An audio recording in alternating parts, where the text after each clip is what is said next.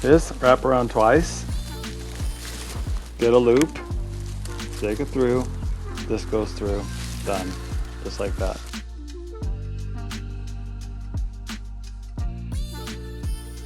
Five big cloves. I got a couple smaller ones, so I've got a few more.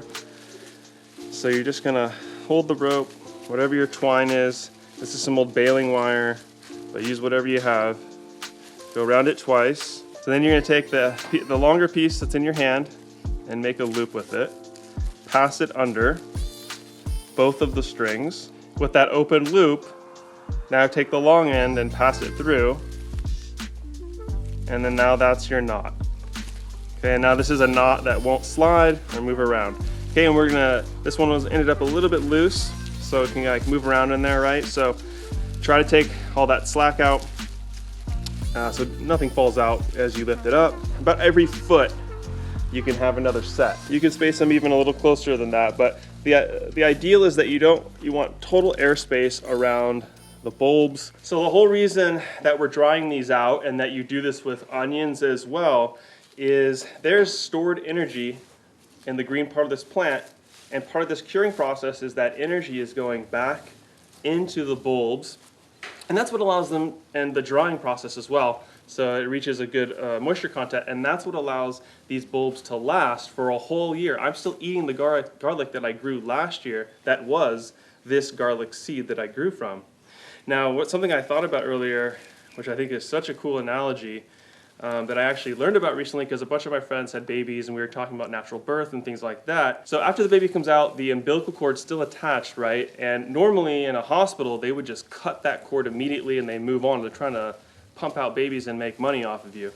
And but in a natural birth setting, what they do is they allow the umbilical cord to be attached for up to an hour or two afterwards. Why?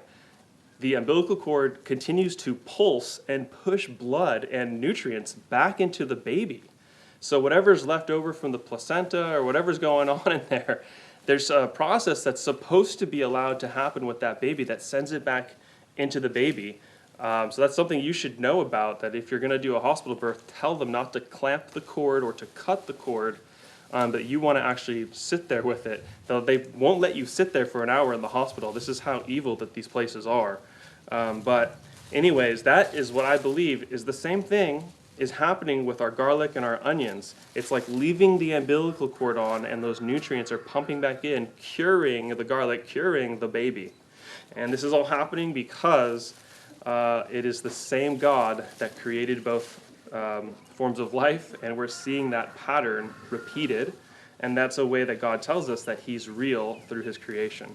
To finish this off, we need to do a loop because we're hanging this on nails. So we're gonna just fold the string in half and make a loop, and then you're gonna just tie a square knot around both of the strings that we just made the loop out of. It makes a knot that just keeps tightening on itself, and the noose will stay the same size. You wouldn't want it to tighten on the nail. That would make it really difficult to come off. So now we're about 2 weeks later, the garlic's fully dried, and now we need to cut it and store it properly so it can last a full year, and we can replant it coming up here in October, November, and then we'll harvest it again in June the following year. And here in Zone 7A, I've been able to store my garlic just in milk crates like this in my garage where it's a bit cooler most of the day. The rule for garlic or any of your storage crops like onions, potatoes, you never direct sunlight, so low light, low heat. So, you know, if you could keep it around 60 degrees in a root cellar or something, that would be ideal. But many of us do not have that option. But I have successfully done garlic, potatoes, and sweet potatoes in my garage the next year, planted them, got another crop, and now I'm going to continue that process forever and keep expanding my starter seed so that I have enough for my entire year's produce for me and my wife and to share a bit as well. So you saw me pull everything down first. This is, you know, a labor-intensive and repetitive action whenever you're doing something like this, which a lot of farming stuff, when you're harvesting, cleaning, it's very repetitive. So break it down into parts, into a system. So if you remember, we had reference, so there's a bundle for each one. All I'm going to do is remove it out of the bundle. I'm not going to fully do anything yet. And then just put them in a container ready to go for me when we get to the next step of processing, which I'll just show you guys right now. I like to trim mine about right there, and nice and dry. The garlic's extremely firm. I don't see any mold growth or any bugs or anything like that, so I'm checking for all those sorts of things. If it had mold or bugs, I would not want to store this with my other garlic. So I've got another bin here actually. Any garlic that I'm concerned about that I don't want to store with my storage garlic, it's going to go here. This will be stuff that me and my wife eat first. There are some people that will remove the outer layer before the drying process. I like to just do that at the end. I actually don't even worry too much about a little bit of dirt on there. If I can't get it all easily, I'm not going to waste my time and I'm going to move on. But ideally, you want all the dirt off if you're selling to customers, if you're shipping them, and ideally, you know, for storing them long term. You don't want that dirt on there. The real reason you don't want that dirt on there is if moisture gets added, now you've awakened those bacteria in the soil and it's going to start eating. If it's just dried on the outer layer and there's no moisture, the microbes can't wake up to start attacking and eating into your bulb. But one of the reasons that we love garlic and that it stores so well is it has a ton of antimicrobial, antifungal properties that are great for our immune system, and it also helps to protect the garlic long term. So the way that you'll know when your garlic is ready to finally process like this is to watch the stem.